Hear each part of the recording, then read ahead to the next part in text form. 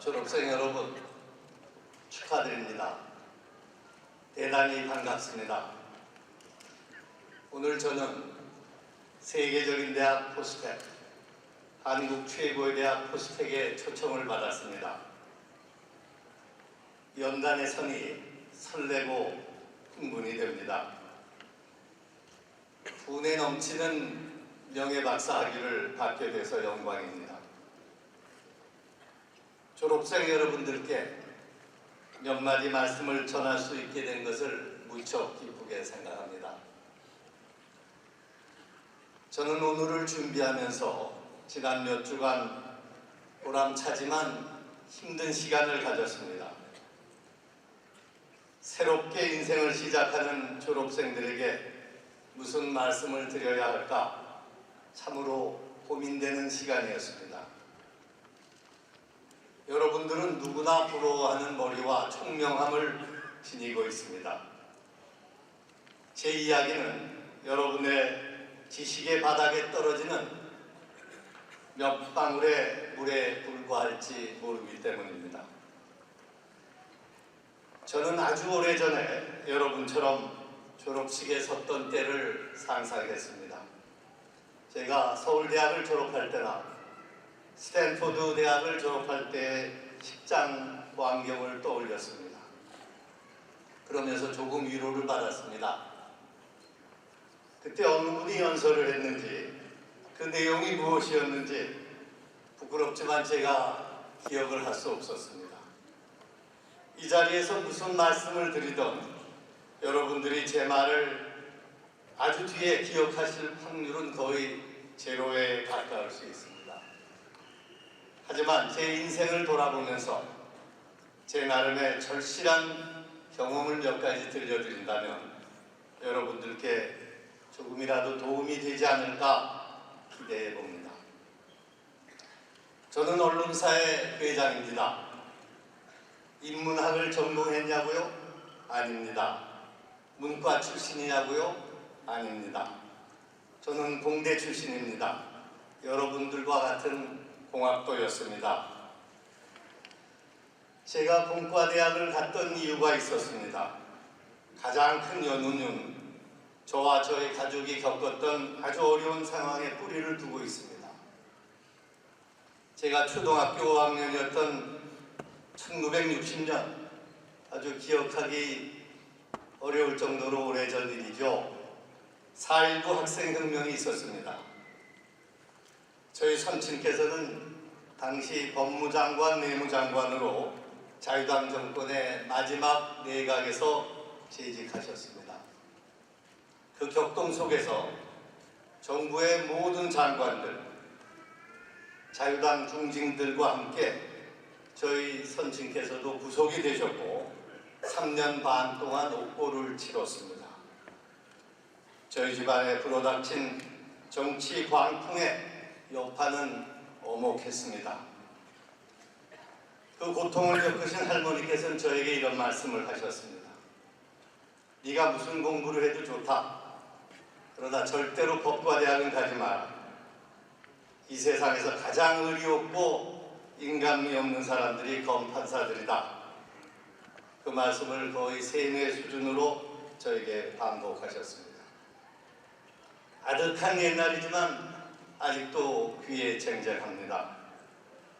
응답하라 나의 학창 시절 그랬습니다.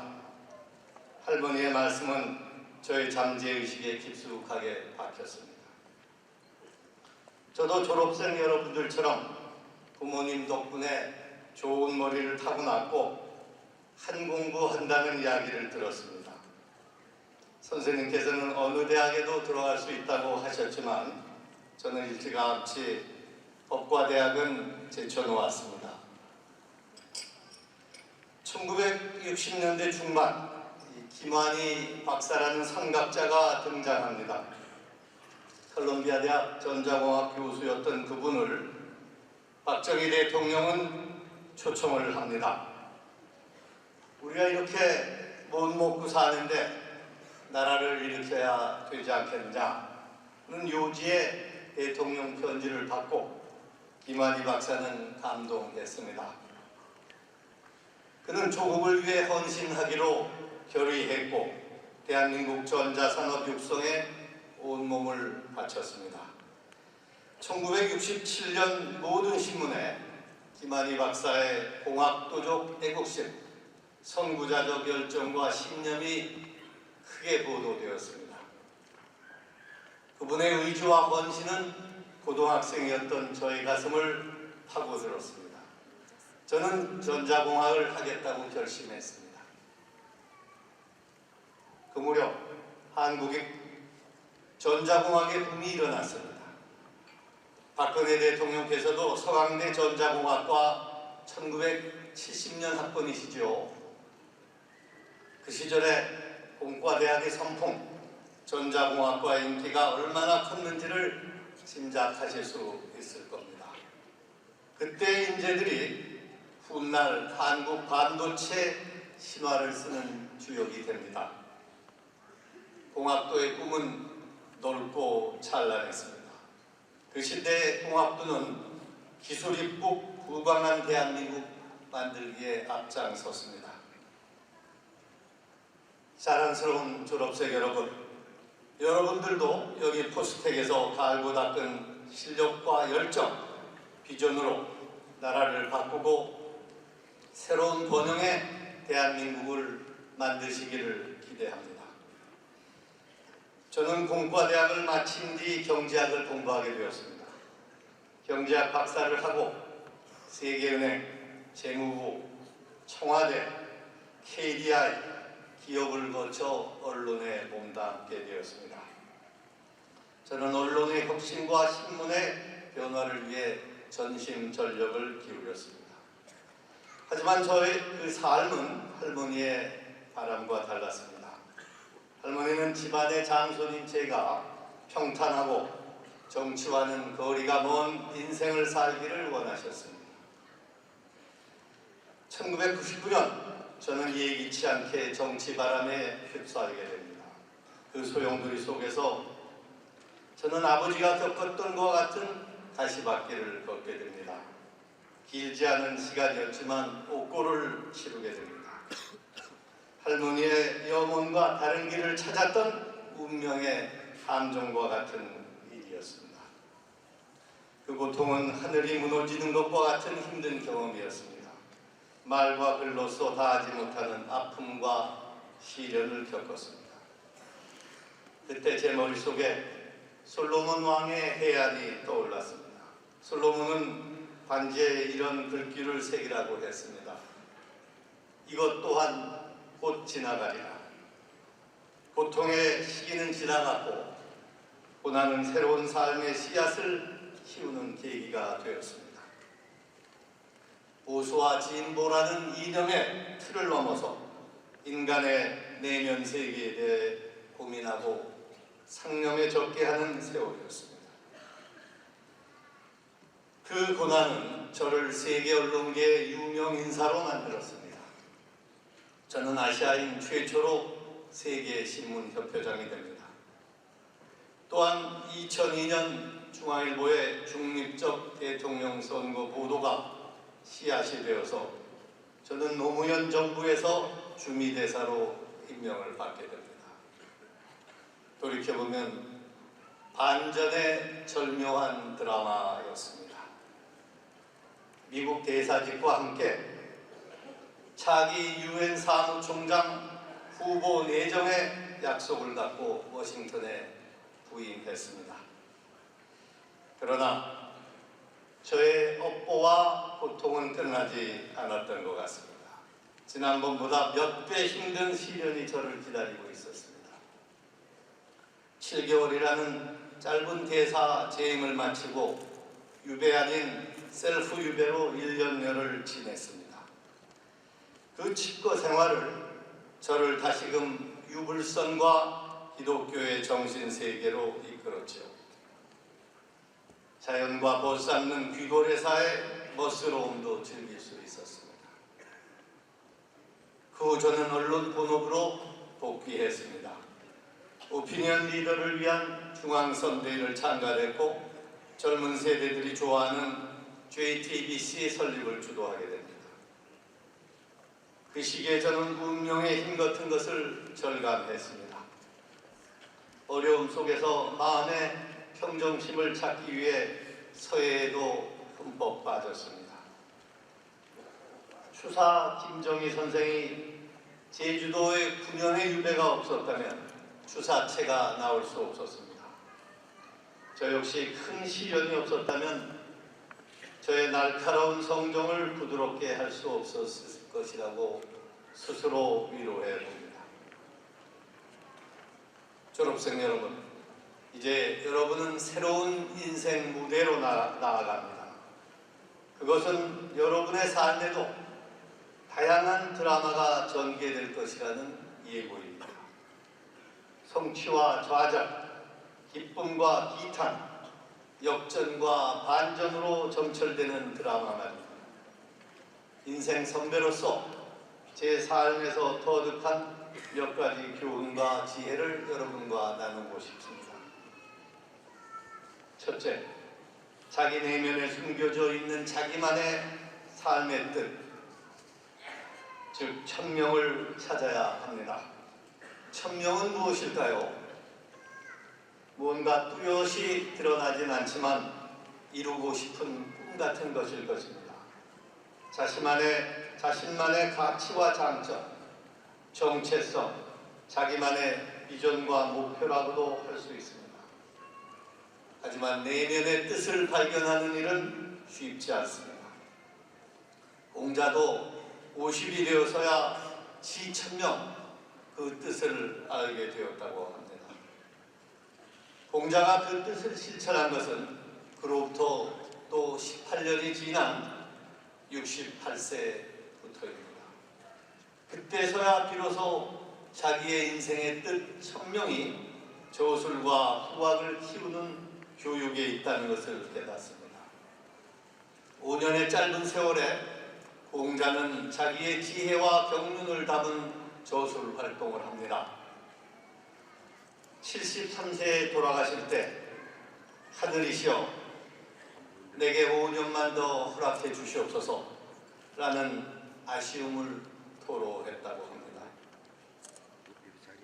제 경험에 비추어 봐도 자기가 좋아하고 잘할 수 있는 삶을 찾아 일생을 매진할 수 있는 사람은 참으로 행복합니다. 그런 사람은 그 일이 무엇이 되었든 성공을 이룰 확률이 높습니다. 두 번째는 주체적 삶을 살아야 합니다. 인생의 주인공은 오직 자신만이 될 수 있습니다. 제가 좌우명으로 삼고 있는 말을 소개해 드립니다. 수처작주 입처계질. 9세기 중국의 당나라 때 임재선사께서 하신 말씀입니다. 어디서나 어떤 경우에서나 주인의식을 갖고 대처해 나간다면 어떤 어려움도 즐거움으로 바뀐다는 뜻이 될 수 있겠습니다. 자기의 삶의 주인이 되십시오. 수처작주의 정신으로 자기의 삶을 스스로 경영하십시오. 미래를 만들어가는 주역이 됩니다. 글로벌 경쟁 시대입니다. 세상의 변화는 급격하고 시대의 흐름은 예측하기 힘듭니다. 삶의 무대에는 영광과 환호가 있고 크고 작은 많은 실패와 난관이 놓여 있습니다. 수처작주는 용기와 열정을 생산합니다. 수처작주의 자세는 장애물을 돌파하고 자신이 세운 뜻을 꿋꿋이 밀고 나가게 해줍니다.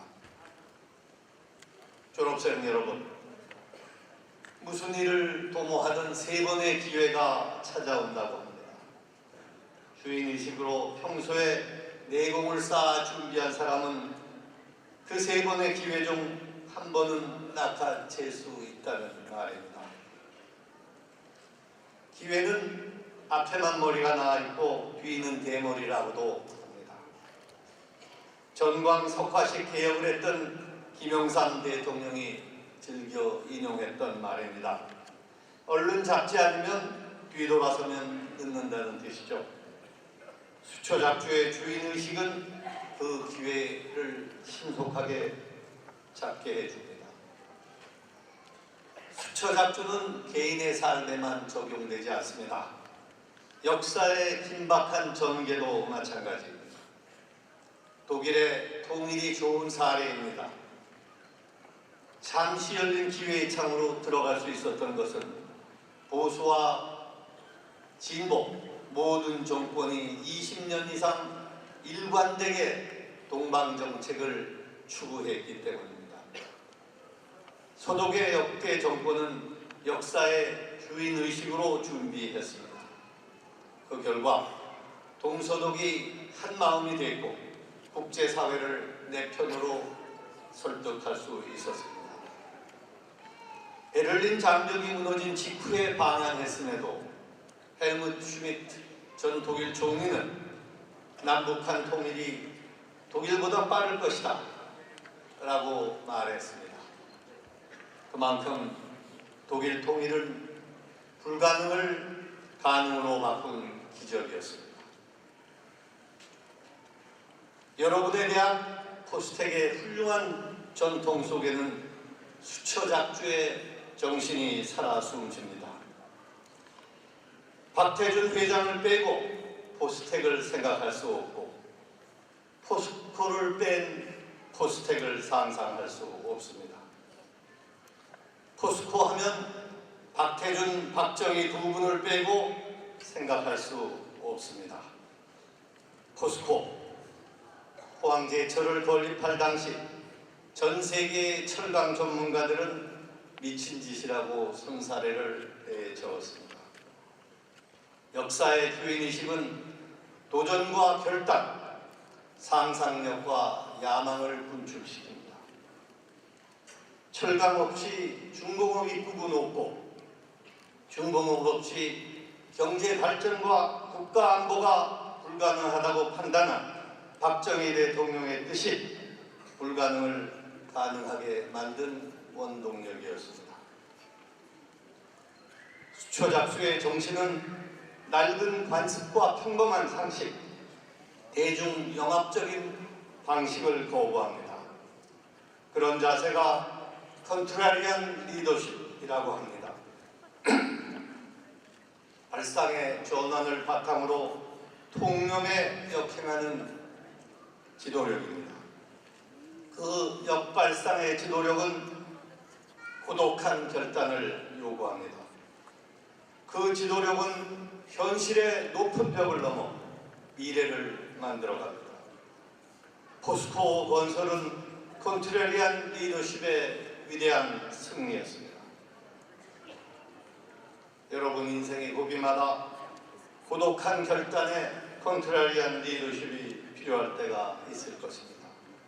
그때 수초작주의 지혜와 용기로 무장하십시오. 세 번째는 공부하는 자세입니다. 옛 성현들은 3살 어린이에게도 배울 것이 있다고 하셨습니다. 변화와 경쟁의 세상에서 공부줄을 놓는다는 것은 삶을 포기하는 것과 같습니다.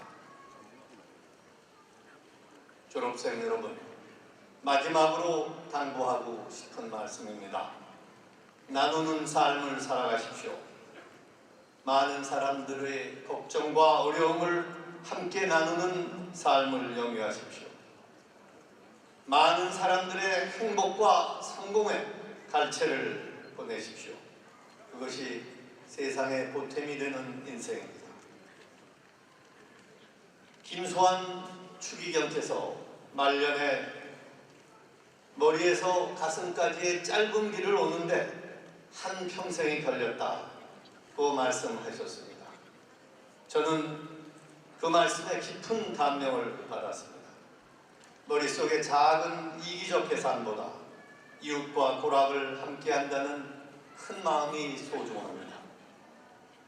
머리와 가슴이 함께하며 부지런한 발로 실천해 나간다면 여러분의 앞날은 탄탄대로를 걸을 것입니다.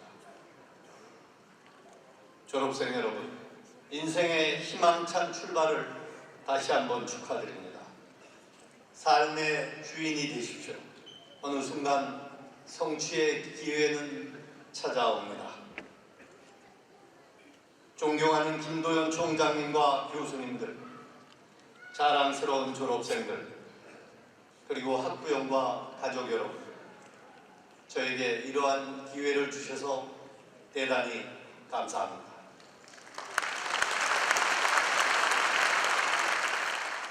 A life inspired ideas. Saul